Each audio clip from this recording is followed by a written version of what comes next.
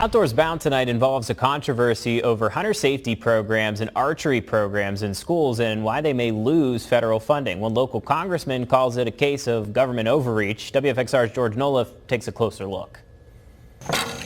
Archery and hunting are part of the fabric of a lot of places in Southwest and Central Virginia, and folks around here like to start them young with hunter safety and archery programs in some area schools. Responsible gun safety programs have a long track record of reducing gun incidents, the numbers, and I grew up here. Lots of my colleagues grew up in rural areas where hunting and fishing, archery programs, these were all involving the schools. But now federal funding for those programs could be cut. Here's why.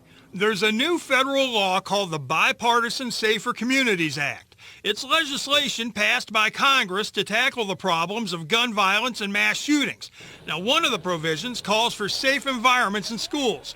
The U.S. Department of Education has interpreted that to mean no shooting sport activities like hunter safety or archery. That's not sitting well with Virginia U.S. Rep. Ben Cline.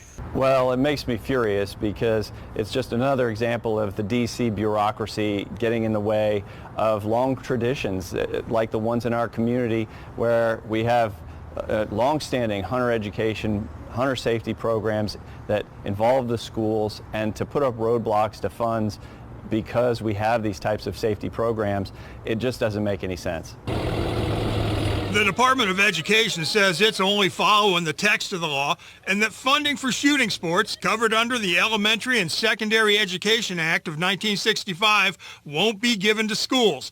Congressman Cline says he's working to counter that in Congress. I've co-sponsored legislation to make sure that these hunting safety programs don't remove the school districts from being eligible for this type of important funding. Now, Congressman Cline's a Republican, but he's got Democrats with him on this issue too. In fact, a bunch of them are just as upset as Congressman Cline. And right now there's a bipartisan effort going on in Congress to either get the Department of Education to change its position or even possibly to rewrite the law to guarantee that funding for shooting sports in schools.